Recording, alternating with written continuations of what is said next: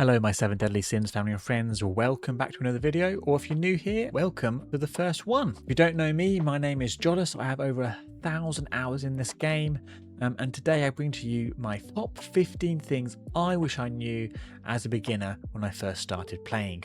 Now, without further ado, let's get started. Tip number 1. Focus purely on story so you can get to world level 4. Now, the way to get world level 4 is to get to Book of Stars level 40. That's kind of like your account level. Get that to level 40 and beating the world level dungeon. Now, why is this important? It's very important because if you have a look at our elite bosses throughout the world, it gives you different drops depending on the world level. Now, at world level 1 or even level 2, you get very, very little. Like the amount of drops you get is not great, but at world level 4 you get the max amount. It's going to be able to allow you to max out your mastery, which is going to make your characters a lot stronger, a lot more survival, and be able to do a lot more damage as well. So get to world level 4 as fast as possible so you can progress your mastery a lot quicker, a lot easier. On top of that, it allows you to get the heroes tokens, which is what you need to do the final max out of your mastery and your first SSR gear, which will make you a little bit more tanky to do those harder fights. So very good to get to world level 4 because of that. And all you need to do is basically just do all the story and complete up to the Gallant area. You don't even have to do the other bits like the Sealed Sanctuary or the Leonis Northern Front, and complete the Gallant area and you get to level 40. So not too shabby, should be pretty fast. Shouldn't really have any issues doing that because of the amount of goodies you get just from progressing, right? So focus on getting to world level 4, doing all of the story. Forget about the side quests, you can come back to those later and you can get stronger quicker. Tip number 2. Focus on 1 main DPS and 3 supports. Don't spread your resources too thin. Now I know you might be getting a lot of characters, it's exciting and you want to play all of them. I'm telling you, early on you just are so short on resources. Focus on 1 main DPS and then your 3 supports. So that could be, say, Meliodas, and then you could get Annie, and you could use Hauser and Slater, even Tiore maybe to get some heals and everything. And those are very easy. All 3 of these are actually free. You get them all for free. So those 3 with your main DPS, that's going to be very nice to have as a starting team, and focus basically all your resources into Meliodas, your main DPS, to get him as strong as possible. And then you can move on to those supports because those supports are universal basically. And you don't care about their damage as much. You do care about your main DPS's damage. Tip number 3. Now, talking about getting stronger, your team, and doing lots of damage, let's talk about sub-weapons. Now, sub-weapons are the 2 weapons that you do not have in use. So for our Escanor, we have our axe equipped and in use. His 2 sub-weapons are Sword Shield and our Fine Sword. Now, for sub-weapons and supports, you're wanting to run SR weapons. Do not run, for 99% of the time, do not run SSR weapons for your sub weapons on your DPS or your supports. Any of their weapons, their main weapon, their sub weapons, only use SR weapons for supports and DPS's sub weapons. Now, why is this? Well, if we have a look at Manny, a blazing staff, this is one you can get from Gacha, so make sure you save at least 1 of each blazing weapon that you get from Gacha. It has a fantastic passive, First Strike. Second enemy whose remaining HP is 100% or higher increases their damage taken by 20%. And at max stars, which is very easy to get, and we'll come back to this shortly, it goes up to 50%. Really strong. Now, why do we want to run on a DPS? Surely SSR weapons are the best thing to use and will make them as strong as possible. Well, if you have a read here, weapons not in use provide 30% of their attack. This means equipment attack. So, we have our big SSR weapon for our main weapon. Our main DPS is what we're going to use. Our sub weapons that are not in use, SR weapons. If we have a look here, even at 1 star of a gluttonous weapon, and gluttonous weapons have more equipment attack than just normal SSR weapons, it has 3,456. If we look at an SR weapon at max stars, which is very cheap and easy to get in comparison to an SSR weapon, so very cost efficient. We get 3,492 just alone using this. Over a 1-star, we're getting more equipment attack. We'll come to these enchantments in a second.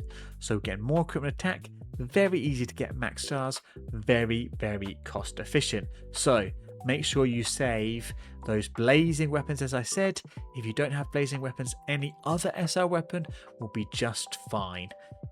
Even Jet Black will be okay just to be used as a sub weapon. Tip number 4. Why have I got equipment attack here? Well, just as I said, 30% of their attack is transferred over and you're gaining that for your main equipped weapon. This is also counted, so use your purple hero beads to roll equipment attack on your sub weapons only for your DPS. The DPS will use their elemental beads instead to get a lot of equipment attack that can be transferred over. So using an SR weapon at max star with equipment attack, we've got 4,800 attack, 30% of that is carried on over. That's a lot. That's massive, right? And it's very cost efficient, very cheap to do.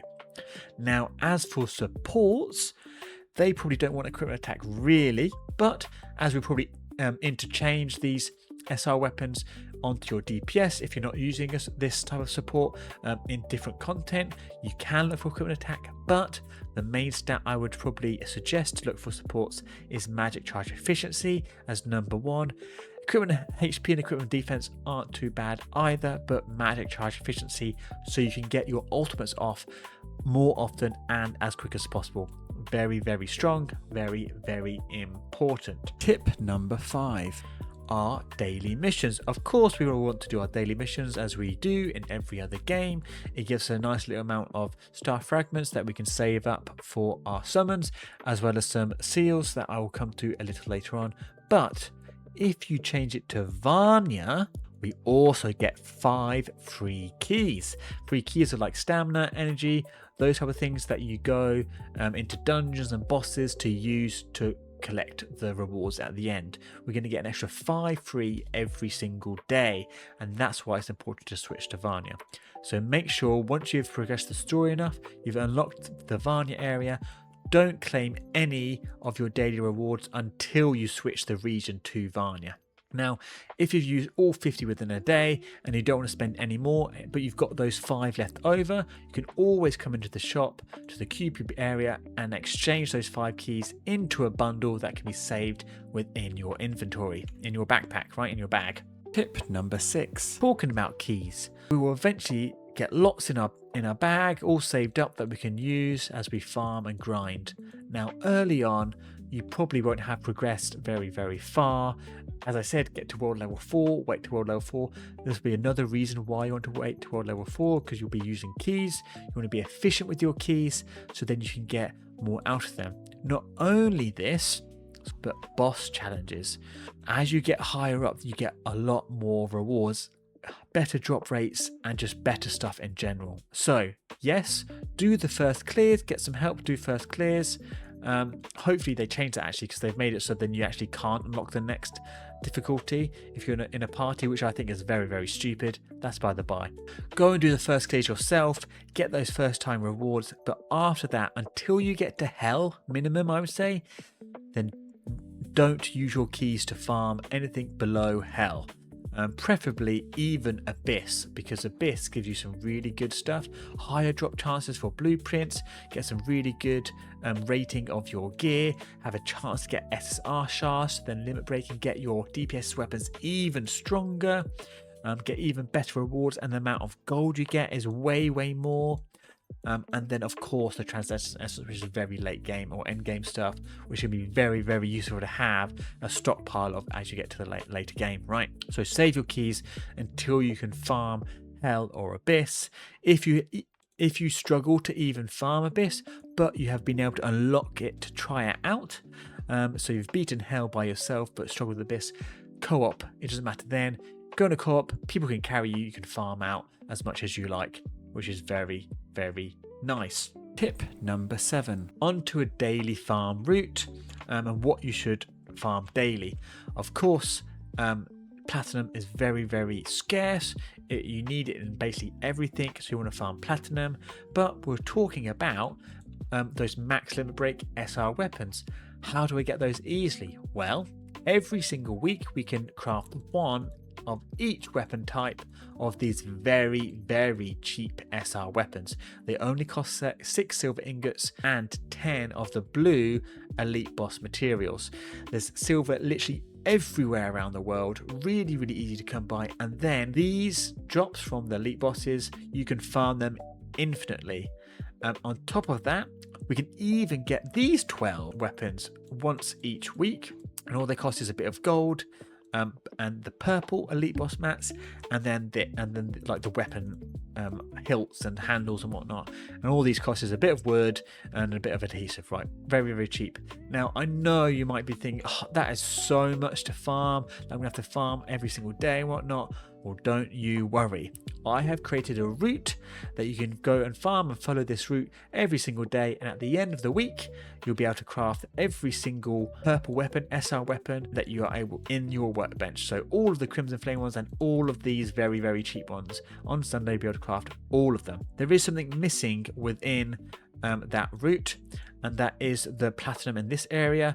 But if you get to do the platinum just in Frozen Mines, just teleport over to this waypoint, and the platinum will be over here. So yeah, very, very good stuff to do. Make sure you are getting your malachite in the sealed sanctuary area and your sunstones, and of course we will be also getting a new ore with barn, so make sure you're farming that every day because they are always useful to have for future crafts.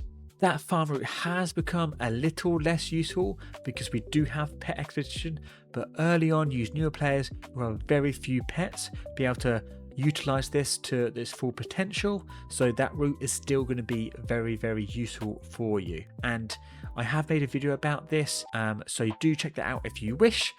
They'll be in the card right now as well. Not only that, as we were just talking about pets are going to be very, very important to get. So you'll eventually want to be able to craft a concentrated potion of charm, and then a bit later on even the brilliant potion of charms. But this is the big one. What we want to farm every day is the flower petals of pure love. I don't have a route or like that in a video. You can start at this waypoint, the lake ponies, and basically go in a circle to collect them. And then there'll be some up here, and then there'll be some in the Gallant area and even in the Lowness front. Now, if you struggle to find these, you can always go into your bag, find them in your bag, and you click gathering. And if you haven't collected all of them throughout the world, it will show you where to find them. Collect them every single day.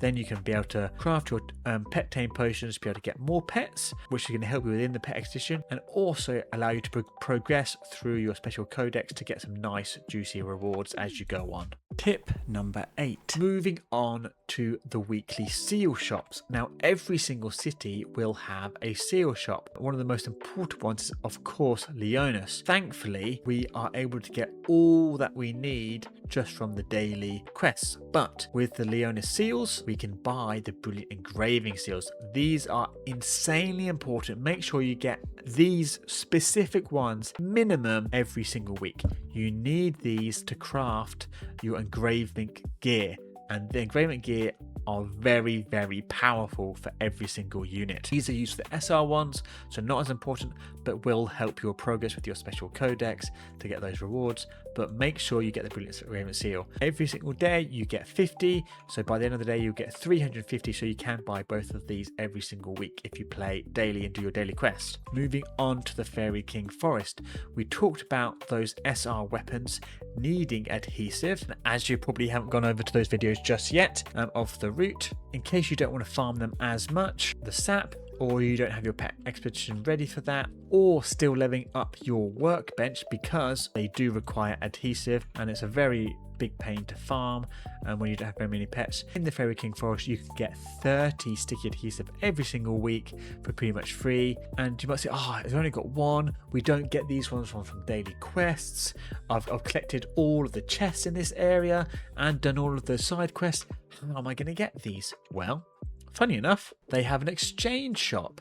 There's one in Leonis, there's one in every single city. So if we pop on over to the Fairy King Forest one, just over here, we can have a look what we can do in this little exchange shop, right? It's the one with the little bag with the kind of like recycle icon. And look, we can exchange monster drops. All the little normal mobs around the world will drop. You can exchange 30 of each for 1 seal. So 300 each week gets you 10 seals on each one of these. This is a big farm, right? And it's going to be hard to know where to farm, which best places to farm, whatnot. Well, guess what? I also have a video about that. So check the video in the cards if you want to farm this every single week to be able to get 30 of each to get that adhesive. Moving on to probably, in my opinion, the second most important seal exchange will be in the Furs and Mines area. As you can probably guess, the Furs and Mines are all about ore exchange seal shop. You're going to be able to get some very nice ingots. Every single week you can exchange 25 of the seals to get 5 platinum ingots for free. Platinum is used in pretty much everything and it goes fast. Very, very important to get these every single week, and I wish I knew about this earlier. I've probably missed out on like probably 100 platinum ingots in total because I didn't get this every single week. There is one city that's kind of useless, and that is the Oasis area. I really hope they redo this one because it's just not worth getting anything within the Oasis area. But as we just talked about pets, let's go over to the Varnia area and see what you can get in this seal exchange shop. And as you might guess from this seal exchange shop, you don't actually get the pet taming potions, but instead you can get an extra 10 of these flowers, which can allow you to craft an extra 10 more potions a week to try and get those rarer pets. Tip number 9. There's a lot of stuff to collect in the world, I know. Especially chests and side quests and where the pets are in the world, because you might not know where these pets are in the world. Well, guess what? There are a couple of sites that are very, very nice that you can use for this. So if I do this, here's one of them, probably one of my favorites out there. I use 2 mainly. This would be zeroluck.gg. Fantastic interactive map. I just like that kind of the layout of this website is very easy to understand and use, and the visuals of it is very, very nice. And it has like interactive maps, got the weapons and gear, got the characters, it's got community builds and teams and tier lists, it's got recipes for your food out there, right? So yeah, and it's even got some guides that people have created, one of them being that daily route that I talked about earlier. So very, very nice. Another one out there is the 7 Deadly Sins origin.app. They also have an interactive map. This website seems to update a little bit faster on updates than zeroluck.gg, and they also have got some very useful information about bosses and weapons, just like zeroluck.gg. I just kind of like the layout of Zeroluck more so myself. Tip number 10. SR units are actually very, very strong. Some very specific ones are really, really strong. That might be surprising because you might think, oh, I just want SSR units. Surely SSR units are the best to have in a team. I don't want to use SRs. Well, guess what? Some SRs are absolutely fantastic, especially early on, and even late game people are still using them. So we go to our characters, we obviously get Tiore. Early on, fantastic healer, and then if you focus on with Meliodas or Merlin with an engraved gear from her, which we'll go on to in a second, buffs normal skill damage, so really, really nice. But early on you won't have an engraved gear, so who can we use that is universal for any DPS and very, very good? Well, Slater. You get him for free, basically right at the start. At the end of your tutorial, basically have him for free. Get his mastery to level 30, very, very cheap. Unlock his axe passive. When an allied hero attacks a bleeding enemy, their crit damage increases by 30%. Oh my gosh, a free 30% crit damage is crazy. And all you need is a bleeding enemy. How do we get a bleeding enemy? We use his special attack. Just tapping it will make them bleed, but if you fully charge it, it's also going to reduce their crit resistance, which is going to make it easier for you to crit. by 20%. And then other than that, another universal that you don't really need any investment other than your mastery once again is Dedrin. We get it for free in the story as well. His rapier, he's got tons and tons of magic charge efficiency, so then you can get your ults off very, very fast more often. But his ultimate puts an area on the ground that increases all allies' attacks when they're inside by 10%. This is really, really nice early on. And eventually, as you summon more and more, and you get your free 4 potential points from doing your mastery, you can get up to P9. And on his rapier, this increases by another 10%. That's 20% free attack. Really nice. Now, we did talk about Ture and her engravement gear with her book, increasing normal skill damage for like your Meliodas or Merlin. What about a different unit's engraved gear that is more universal? Well, Bowser. We get him for free very, very early on, and he is incredible with his Secure Adventure engraved gear. Even at only level 1, landing the special attack on any weapon he's using decreases crit defense by 40%. This means that your DPS, his crits are going to do way more damage, a lot more damage, which is incredible. If you get this at level 3, this goes all the way up to 60% for an SR unit. Absolutely insane. This is huge damage boost from an SR unit that's free, and all you need is their engraved gear. Very, very strong. Tip number 11. Who should you summon for, and who maybe you should not summon for? Well, when you first start the game, everyone will have a Meliodas banner, right? And it lasts for about 27-30 days, something like that. Also going to get one of him for free starting at the half-year anniversary. Even at P4, he's very, very good. But you can also get one more copy of him. He goes way better. So minimum amount, if you want to use Meliodas, get him one more extra copy from the gacha, because again, we get 4 free potential from the mastery. With that one extra, he gets to P5. That really unlocks him to do tons and tons of damage. At the moment, if you've already started, we do have Dairy Airy. She's pretty fun, she's okay, but I feel like she kind of needs that higher potential to be worth it, whereas Meliodas, he can have that lower potential. And of course, when you get to a certain chapter, Escanor banner will be unlocked. Now, I know he's insane, super cool, aura farming and all that in the anime. Please, if you want to have a fun time and an easier time, just don't summon for Escanor.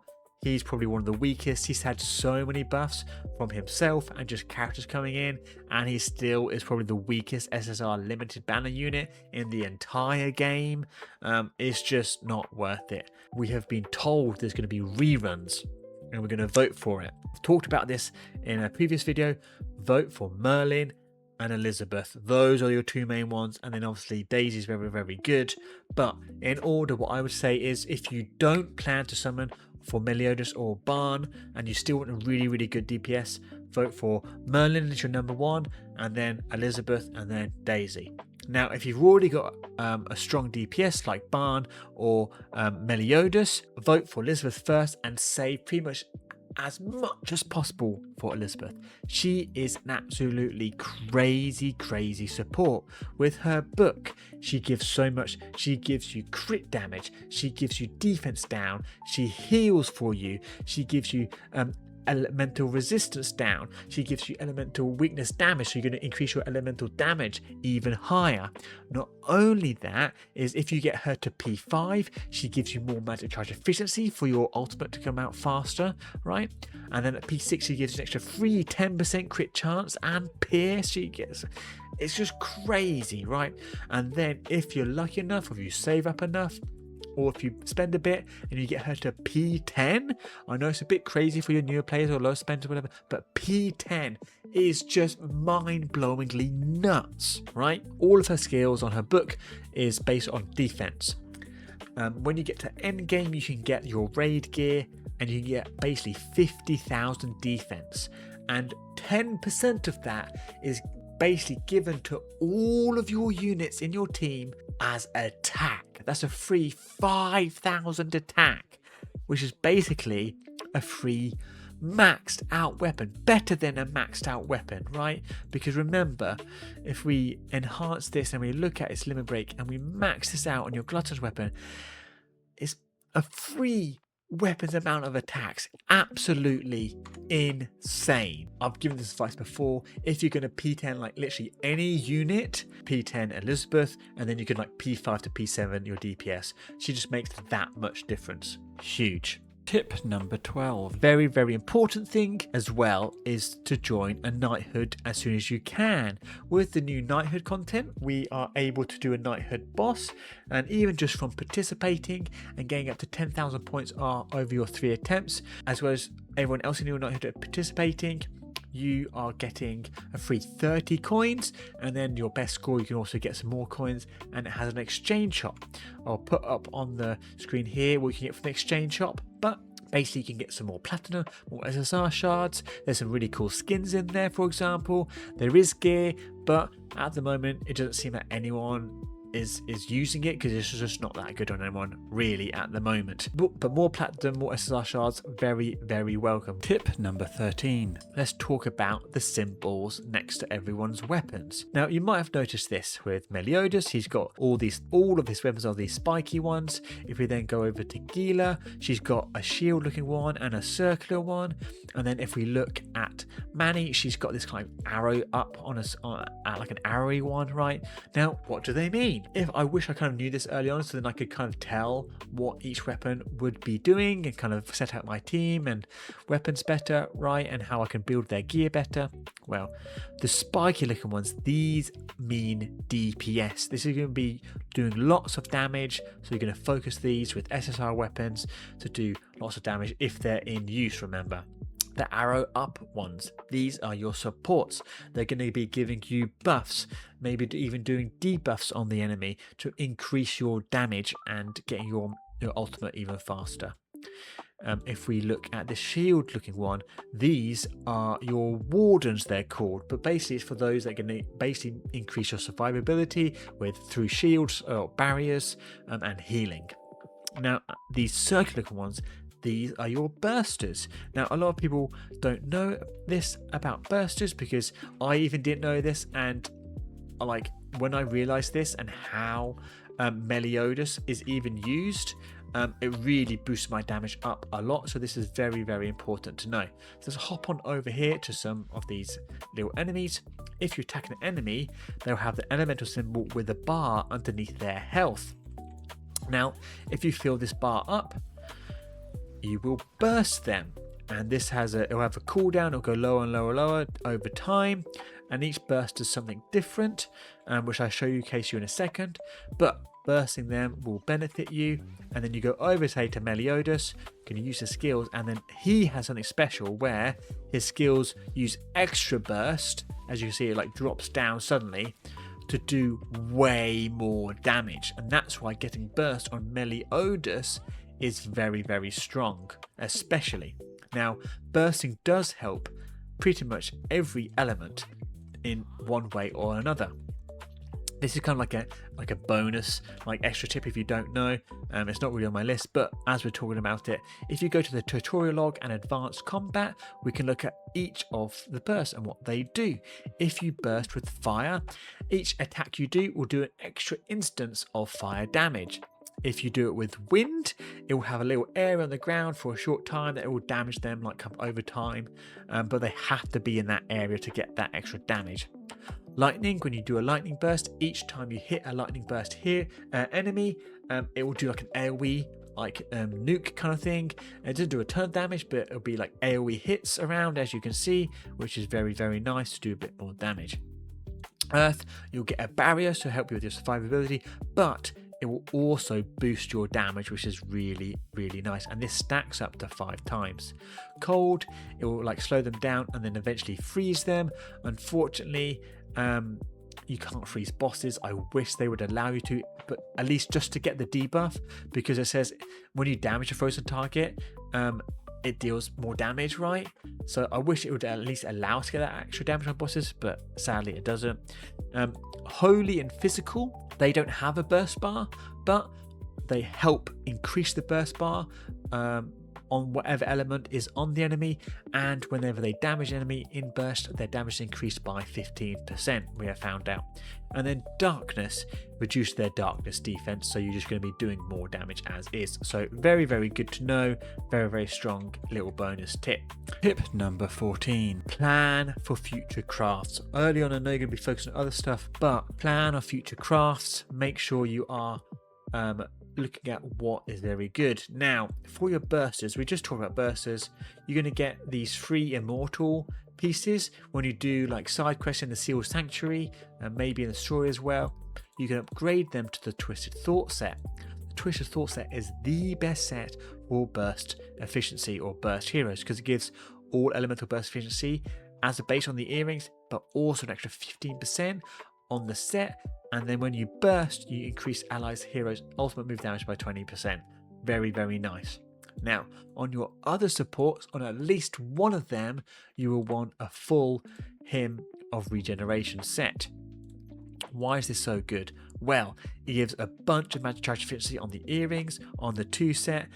It gives HP, and then similar to the Blazing First Strike, if you hit an enemy that's 100% HP, it's going to give you even more magic charge efficiency, but it also restores magic gauge by an extra 2 full pips, like an extra 2 circles full. Really, really good. So make sure you're taking your time to prepare to be able to craft these in the future. Now, as for actual armor, there's a couple of ones that are pretty good. If you're using a normal skill unit, this is Meliodas or Merlin or Barn with his greatsword. So Merlin with her wand, Barn with his greatsword, and Meliodas with his longsword. Even his dual swords can even work as well. Both the jet black crystal belt and boots are going to be both very good, because that's a 2-piece. They give more normal skill damage by 10%. Skip the watcher set, just not worth it. I know there's some niche ones for the bottoms and belt, but again, just skip it. The big one here is the Untamed Raw set. Really, really strong. You can put this on any of your supports. It doesn't have to be a healer. Trust me, I don't even use it on my healer, right? I have it on a different support, because not only does it give 15% HP, but when any one of your party, your team members, right? It doesn't have to be the one that has this equipped. Anyone that does a back attack, you're going to get a free 10% attack buff for 20 seconds, and you can refresh this as many times as you like. There's no cooldown on this, so this is massive, super, super, super strong. So make sure you plan to get these crafts out eventually. I know you can have other stuff that are important to craft with your platinum, for example some SSR weapons for your DPS, for example, and then your engraved gear, because with engraved gear you're going to have to craft these magic infused metals, which will cost plat, for example. But plan to be able to craft those pieces of gear. Is going to be really, really helpful. Tip number 15, how do engraves work? We spoke about them briefly with our SR supports. Let's have a bit of a deeper dive into them. We can go to our engravement lady here, and we can see Meliodas has 3 engraves. Now, each character will have 1 engraved gear specific to a certain weapon that they own. Now, from my understanding, if you don't have the right amount of pieces, and these are all grayed out, the order of the engravements are the order of the weapons. So for example, with Meliodas, we've got a longsword, then we've got axe, then we've got the dual swords. So the first one will be for the longsword, the second one will be the axe, and the third one will be for the dual swords. Now I know these are very, very cool, certain ones very cool that you might want, but if you're playing longsword, you will want the endless drive, and make sure that you are using the correct one, because they give you insane amount of boost and buffs. Just everything is just super, super good to have. So we have looked at the engravement gear for our Hauser, but for Meliodas, for example, he gets a ton more normal skill damage, which is really, really good, and gets some tag gauge. If you look at Tiore, if you look at her healing one, her healing efficiency goes up like crazy, so she's going to heal a lot more. If you're going to use her as a damaging support for your Meliodas or Merlin or your Barn Greatsword, those characters that use normal skill damage, you could get her book. You know, this is her book one, right? And this one can increase the normal skill damage taken, a debuff on the boss, by 30%. Very, very strong. But what do I want to use? Platinum is scarce. Engravement seals are scarce. Who do I want to use these on first? Focus on your DPS first. Make sure you get one for your main DPS and their weapon. After that, you can look at the supports and what benefits you the most. So for example, Manny's one, which is this one for her staff, you're not going to get much benefit out of this, so you could probably skip this one. For example, Houses is very, very good, right? And Daisy's one, if you do have Daisy, is very, very good early on as well, but mainly focus on your DPS. Then you can look at your supports. And now, as I said, you might wish that, like, oh, I'm using long Meliodas, but this one looks so cool, what do I do? Well, you can craft it, and then if we look at the character, you go to his skins, you can go to the skin, and you can click equip, and then he will look like this, with or without the helmet, but you can still, in your armor, equip his engraved gear and still get those benefits, but still look. Also, what's very good about this is you get star fragments just from crafting engravement gear. So I wouldn't say hold on to your engravement seals, like too much of them really. Make sure you are using them, because we do get them weekly and through events and logins. So it's definitely worth using them. Just even save up to get those summoning star fragments. There we have it, guys. Been a long video. I hope this has helped. 15 things I wish I knew when I first started after 1,000 hours of playing. If you have watched all of this, I thank you so much. I really do. I really appreciate it. Do consider leaving me a like and a subscribe. Let me know if you didn't know about any of these in the comments. Let me know if this helped. I would really appreciate that. Or if you just want to say hi, call me a silly goose, because I am a bit of a silly goose, say that too. One thing before I go is I'm currently sponsored by LD Shop. As you'll see in the infographic down here, right? If you're considering spending on the game, consider using my link in the description, so then you can get up to 27% off your purchases for the in-game bundles and currency. Not only that, if you're a new user and use my link, you'll get a 15% off coupon as well as a 5% off coupon, saving up to $30 worth of purchases, right? So lots of savings out there. And if you use my link, it will also help me out as well, costing you no extra because you're already going to go and spend that money anyway. So yeah, that's it really. I hope you have enjoyed this, guys, and I hope you have a wonderful rest of your day. And until next time, I hope to see you in my next video. Cheerio!